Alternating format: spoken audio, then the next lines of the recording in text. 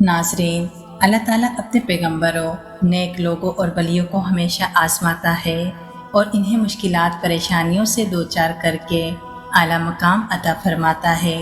ऐसी ही आजमाइश और मुश्किलात से भरा मशहूर वाक़या हज़रत इब्राहीम अलैहिस्सलाम की बीवी हज़रत सारा अलैहिस्सलाम का है।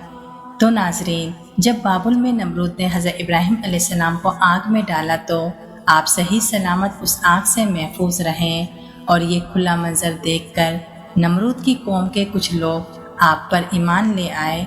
फिर अल्लाह पाक ने आपको हिजरत का हुक्म दिया और हज़रत इब्राहीम अलैहिस्सलाम ने मिस्र की जानिब हिजरत की और शहर खज़ाइनुल वजा में आप अलैहिस्सलाम क़याम करने लगे। एक सुबह आप अलैहिस्सलाम ने वहाँ देखा कि सब लोग एक महल की तरफ जा रहे हैं। इब्राहीम अलैहिस्सलाम ने एक गुज़रते हुए शख्स से पूछा, ये सब लोग कहाँ जा रहे हैं? तो उस शख्स ने बताया, इस महल की शहज़ादी नहायत ही खूबसूरत है और इस शहज़ादी को देखने 7 मुल्कों के शहज़ादे आ रहे हैं। जिसे वो शहज़ादी पसंद करेगी उससे ये शादी कर लेगी। हज़रत इब्राहीम अलैहिस्सलाम भी अल्लाह के हुक्म से उस महल में तशरीफ़ ले गए।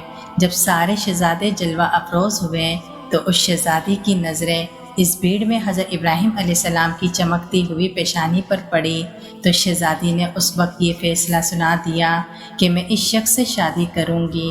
नाज़रीन, वो शहज़ादी हज़रत सारा अलैहिस्सलाम थी। फिर हज़रत सारा अलैहिस्सलाम का निकाह हज़रत इब्राहीम अलैहिस्सलाम से हो गया। शादी के बाद बादशाह यानी सारा के वालिद ने बेइंतहा धन दौलत अपनी बेटी को देकर रुखसत किया। हज़रत इब्राहीम अलैहिस्सलाम अपनी बीवी और अपने 40 साथियों को लेकर मिस्र की जानिब चले गए। मिस्र में उस वक्त फ़िरौन की हुकूमत थी। वो बादशाह फ़िरौन जो कि नहायत ही अय्याज, जालिम और जाबिर था। किसी ने फ़िरौन को ये इत्तला दी कि हमारे शहर में एक काफ़िला आ रहा है जिसमें एक हसीन और जमील शहज़ादी भी है। ये सुनते ही फ़िरौन ने अपने एक ग़ुलाम को हुक्म दिया कि जैसे ही काफ़िला मिस्र की सरज़मीन पर पहुँचे तो इन्हें सबसे पहले मेरे पास लेकर आए। हज़रत इब्राहीम अलैहिस्सलाम जैसे ही मिस्र पहुँचे तो फ़िरौन के ग़ुलामों ने उन्हें गिरफ़्तार कर लिया और महल ले आए और महल में सबसे खूबसूरत कमरे में इन्हें ठहराया गया क्योंकि फ़िरौन की नीयत हज़रत सारा अलैहिस्सलाम पर ख़राब हो चुकी थी। फिर कुछ देर के बाद फ़िरौन ने यह हुक्म दिया कि उस औरत को शाही लिबास पहनाकर मेरे सामने पेश किया जाए। हज़रत सारा अलैहिस्सलाम को तैयार करके फ़िरौन के खलवतगाह में पहुंचा दिया गया। फिर आप अलैहिस्सलाम वहाँ इबादत में मसरूफ़ हो गई। फिर फ़िरौन भी अपनी खलवतगाह में पहुंचा और हज़रत सारा अलैहिस्सलाम की इबादत ख़त्म होने का इंतज़ार करने लगा।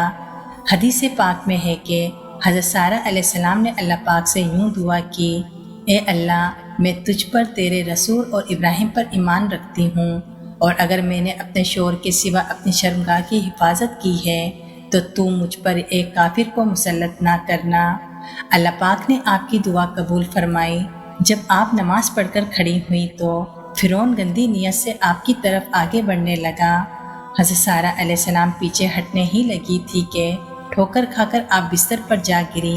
ये देखकर कुतबियों का बादशाह फ़िरौन हंस पड़ा और बुरहाना होने लगा। बस तभी अल्लाह पाक का अजाब शुरू हो गया और उसके पांव ज़मीन में धंसने लगे। ये देखकर फ़िरौन कांपने लगा और माफ़ी मांगने लगा।